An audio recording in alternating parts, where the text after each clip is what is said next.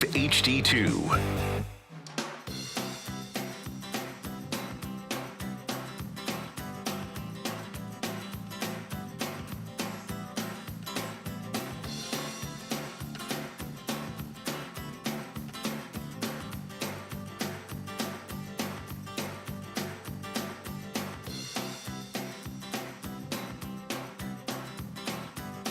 News Talk 640, WFNC. We're just doing our thing here. For those of you who are joining us on the podcast, there is no earthquake going on here. You just saw me move the camera from one position to another, and it looked like the building in the sky was falling because I had punched up the camera here. So I'm just trying to clarify that we're all okay here. Don't call 911. On screen right now is Dr. Linda Mcallister from up-and-coming weekly newspaper. How are you today? Yes, very good. It's March. Tell me about Daylight savings time is coming. Can't wait. Yes. You know, that's going to be a neat thing for us here in the community. I can't. Was it get lighter at night, right? Now we have more daylight at night. Yes, sunset isn't going to be at 5 o'clock anymore. Sunset will be closer to 8 o'clock. And it'll still be, will it be dark in the morning? Is that the case? I believe so. Yeah, well, that's okay. And when I remember as a little girl playing outside, we would play until we couldn't see the whites of our eyes. And then we would go home. Well, you're going to have more time to do that now as a young girl here. For Dr. Mcallister is part of the up-and-coming weekly newspaper. And Bill Bowman is not here today because he is somewhere else. Mm-hmm. But he will be here next time. Next time, okay. Look, you got is this the new one right here? That's right. The Beach Blast, okay. Yes. And it's deja vu because do you remember a year ago we were talking about beach music and the fact that it does not refer to the Beach Boys. Right. And we're going to, as a matter of fact, we're going to have some of the folks here. We had someone from, excuse me, one of the beach groups not long ago. Mm-hmm. Was it Dr. McDonald? Yeah. Because Warren McDonald. Yeah, Warren. But we called one of the members of one of the bands up in Chicago, and we had him on the phone same time. So this is going to be a great show. Is this going to be at the Gate 4? It is, and it's March 15th. So the main information is right on the front cover. And inside is a great cover story about the bands that are going to play and the fact that this is going to benefit the care clinic. And it exists to help our residents with medical care, be it dental, be it blood pressure, et cetera, et cetera. And the care clinic does such a great job. They've been doing that for quite some time. I think Sister Ann started it many, many years ago, and we did one of the original stories on it when it was open. We didn't understand the concept of how it was going to work, but she did, and she believed in it. You have doctors, nurses, and folks who are medical professionals volunteering their time to come give some assistance to folks who are uninsured. And so that's a pretty big deal. It's still going on after all these years.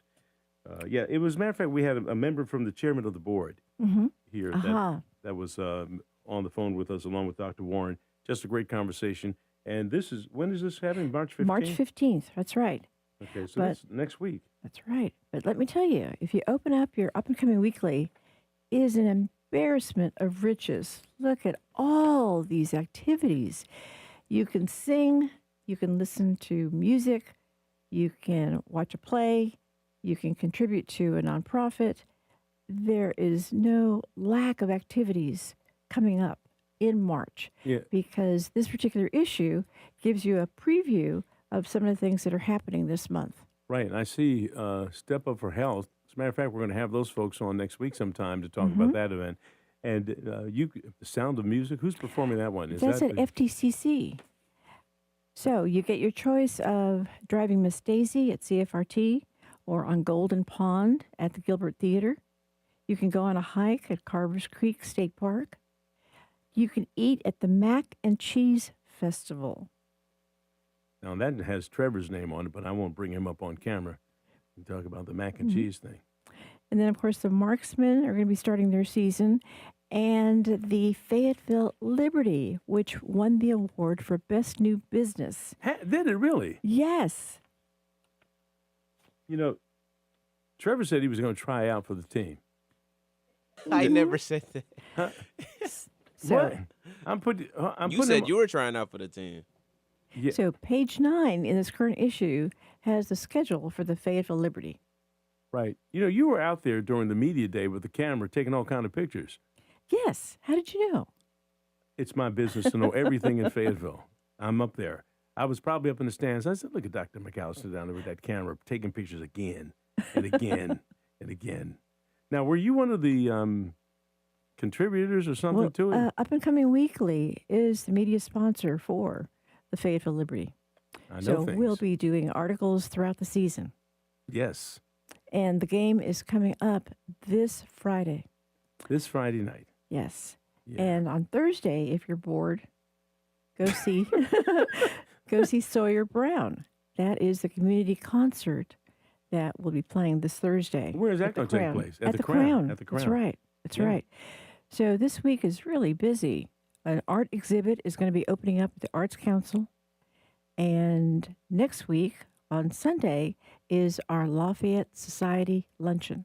And Dr. Sonny Kelly, who's a great artist and linguist and actor, he's going to be performing an excerpt from Lafayette's life. Well, you know, we had the president here talking about that. Ebony Warfield Graham. Right. She came in and she was excited about it. Mm-hmm. And it's my understanding that this performance that's going to be happening was specifically done for this event that's coming up. As you mentioned, it's an excerpt of the full performance. Mm-hmm. But so it's going to be really great.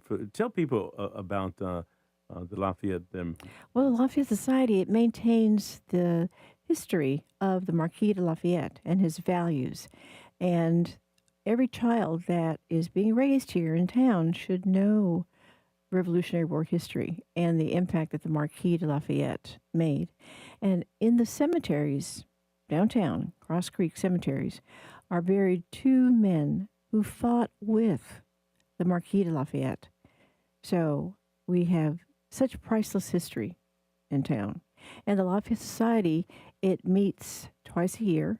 It celebrates the birthday of Lafayette in September, and we have a membership meeting and a guest speaker in March. So this Sunday at 226 The Warehouse, beautiful building. Have you had a chance to go in there yet? No, I have not been in there.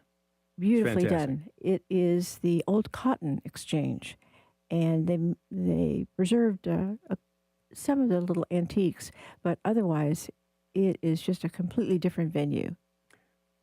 You know, a lot of people don't know Lafayette, our name association with it, Mhm. but it's my understanding that Fayetteville, North Carolina, is the only town that he actually visited. And there are other Fayettevilles, like Fayetteville, Arkansas, Mhm. Fayetteville, Georgia, all associated their names with the Marquis de Lafayette as well. But we're the only town that he visited. It's my Exactly. understanding now. And last year was the 200th anniversary of him having visited. Well, moving along for the month, let me tell you the Blind Fashion Show. We have an article in this issue regarding the Blind Fashion Show that Terry Thomas is the executive director for the Vision Resource Center. Yeah, and we had her in here. Yes, I Talking know about you what did. a great Yes. interview. Anytime she comes in, there's energy in the room. Yes, yes. And, She's so bubbly. Well, look, she didn't win county commissioner. She was running for county commissioner, but she didn't win that. But boy, did she give it a good run. Mhm. Yeah. And sitting beside you right now just happens to be George Brees. He's coming in here, and he's going to be chit-chatting here in the next hour. George, you doing okay? Doing great. Good to be with you. Okay, we're going to get with George here. You know, when Yes. people come in, I just don't like them sit out there in the lobby. They look like orphans. So we bring them all in here so we're family. All right, continue what you Yes, got here. well, regarding March, this is Read Across America Week. As you know, Dr. Seuss's birthday was Monday, the 2nd of March. And in this current issue, you'll read an article by Shanessa Fenner regarding the advantages of reading. And she's a principal up in Spring Yes, Lake. she is Dr. Shanessa Fenner. And also, there are other opportunities for children to read a book or be read to. And you can read about it in Up and Coming Weekly. Or you can do something about it like I'm doing. My daughter is Dr. Angela Newkirk, and she's the principal at Butler Avenue Elementary School in Clinton, and she has reeled me in to come read to the students, which I don't mind. I've done that. But I just showed Trevor a video of her, of Angela coming into school this morning. Mm-hmm. She's dressed as Dr. Zeus. I mean, she's got the whole, outfit, and she's walking Mm-hmm. in. And I'm saying to myself, now, wonder how am I supposed to top that? But it doesn't matter. I'm going to be there for the kids. I got my books ready. And so if you can reach out to a school, I guess, if you want to volunteer. Yes, and the library, along with United Way, have scheduled reading opportunities. So, yes, any adult out there that wants to read to children can contact the United Way or contact the library Yeah, because it's happening at every library branch. and I asked my daughter. When she said, "Hey, can you come read to the students?" I wasn't sure what she was talking about. I said, "Are there any big words?" So you get to pick the book that you want. You can practice a little bit and go ahead and do it. So that's great. Also to mention, March is Women's History Month. And we just mentioned, I guess, about the Chamber Awards. The Chamber Awards were held last Thursday. And inside Up and Coming is a page that lists all the winners in all the different categories. And I'll proudly say that publisher Bill Bowman received the award for contributing the most in the past year to this community. So that was well deserved. That was a nice surprise. Yeah, The Chairman's Award, yes. Yeah, every time you turn around, he's giving somewhere or trying to revitalize something out of Gates Ford in terms of some neat event for this community. So we really appreciate Bill. And one supermarket that we don't hear about that often, but it received an award, was Sun Supermarket. Now, where's Which Sun is- Supermarket? It's located off of Yadkin. It's Yadkin and, is it Bonanza, I believe? Okay. So if you pick up your Up and Coming Weekly, you will see the winners of the various awards on page 5. So once again, lots to read inside here. If you're just joining us here at 7:49, we've got Dr. Linda Mcallister. She's associated with the Up and Coming Weekly newspaper that's put out every week here. And every cover just has a fantastic picture of something in our community. You were holding up the cover right now that, as a matter of fact, I'm going to take you off and pull. Look at that right there. That's George Brees in here. Beach blast. Linda today. Okay? Yes, you're doing a fine job. My Vanna. So look, for those of you who keep asking, when is George Brees coming in? Give me 10 minutes, but he is live here in the studio right now. We'll be talking about the elections in just a few seconds. Right now, he's Vanna White holding up the picture, showing it. There you go. That's him, deep in reading there. Okay. And to moving right along, regarding music, the Fayetteville Symphony is going to be saying goodbye to our conductor, Stefan Sanders, and that's going to happen the 20th of March. He's moving on to some other cities. The conductors that we have had over the 20, 30 years, right, George? We've been so lucky. And what's beautiful about this community is that you can meet these conductors personal. You can thank them for their contribution to the music in town. And And a group of those people with the symphony actually went to Cuba last year, visited Cuba. A good buddy of mine who moved here from Florida and lives here now, Stuart Rose and Margie, actually went to Cuba with some of the folks from the symphony group here in town. well, Sunday, the 15th of this month, the youth orchestra is going to be playing alongside the adult symphony, and that's going to happen at 3 o'clock at Methodist. So that'll be That's always a neat thing to get the kids involved very early with music. If you are involved with music, you end up being a pretty smart person to be able to read notes and understand all the mechanics that are involved with music. And I've made sure that my kids have music in their life, either clarinet, flute, or saxophone, or whatever it might be.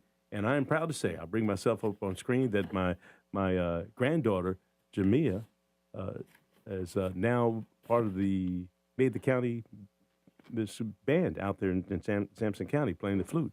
What she play? The She flute? plays the flute, yes. Yeah, so I got to bring her in and bring the flute. Okay, I'm taking up your time. You got 2 minutes, go.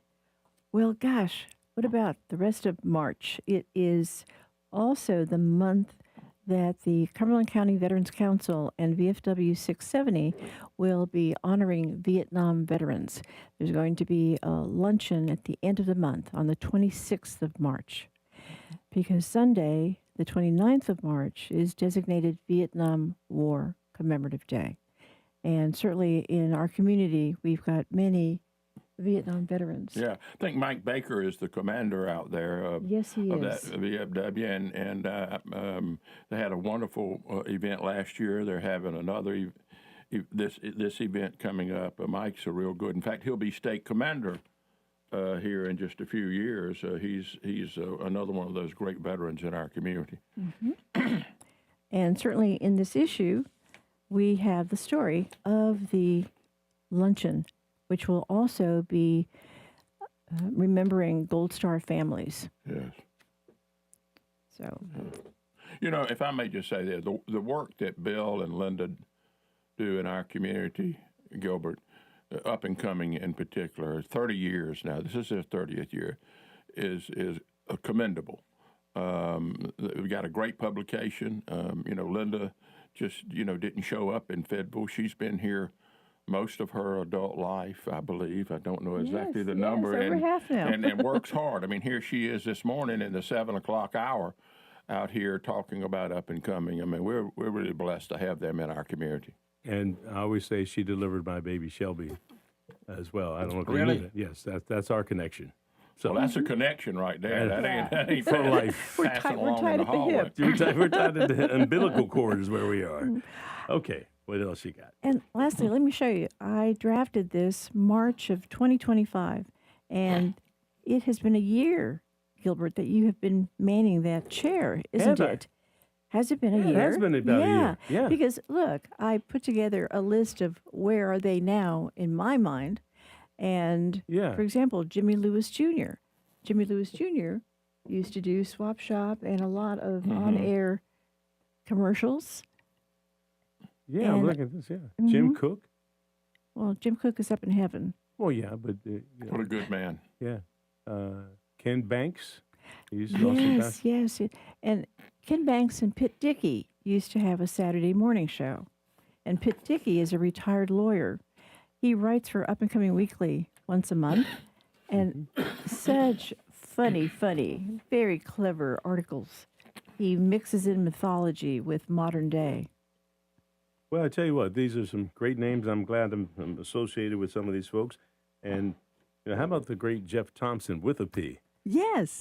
Jeff, as a matter of fact, Jeff used to sit on this side, and I used to sit on that side when I was working at Channel 5, I think, and I still did some news with them as well. So Wendy Jeff Riddle. brought me to this table. Sure. Wendy Riddle. I mean, yeah, Oh, right. way back before there was dirt. I mean, Right.